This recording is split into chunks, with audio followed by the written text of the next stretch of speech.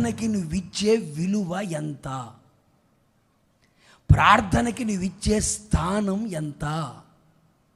ఆలోచన చేసుకుని నీకు నువ్వే ఆలోచన చేయి. నీ ఇంట్లో నువ్వు ఎంతసేపు ప్రార్థన చేస్తున్నావు ఆలోచన చేయి. వ్యక్తిగతంగా ప్రభు పాదాలు పట్టుకొని నువ్వు ఎంతసేపు ప్రార్థన చేస్తున్నావు చూడు. కుటుంబంతో కలిసి ప్రార్థన చేయగలుగుతున్నావా? సంఘముతో కలిసి ప్రార్థన చేయగలుగుతున్నావా? వ్యక్తిగతంగా ప్రభు పాదాలు పట్టుకొని ప్రార్థన మనం చేయగలుగుతున్నామా? ఒక సేవకుడికి, ఒక విశ్వాసికి ఖచ్చితంగా వ్యక్తిగత ప్రార్థన అవసరం, సంఘ ప్రార్థన అవసరం, కుటుంబాలతో ఉన్న మీకు కుటుంబ ప్రార్థన అవసరం. సెలవులు ఇచ్చారు, ఎంతమంది ప్రార్థన చేసుకున్నారు చెప్పండి?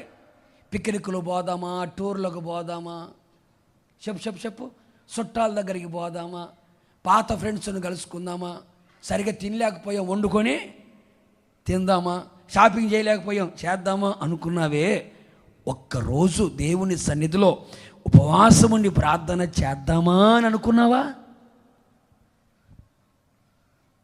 ఉద్యోగాలకు వెళ్ళి, వ్యాపారాలకు వెళ్ళి, పనులకు వెళ్ళి ప్రార్థన సరిగా చేసుకోలేకపోయాను, దేవుడు సెలవునిచ్చాడు, ఈ సెలవులనైనా ప్రార్థన చేసుకుందామని ప్రార్థనకి నీ మోకాలను వంచావా?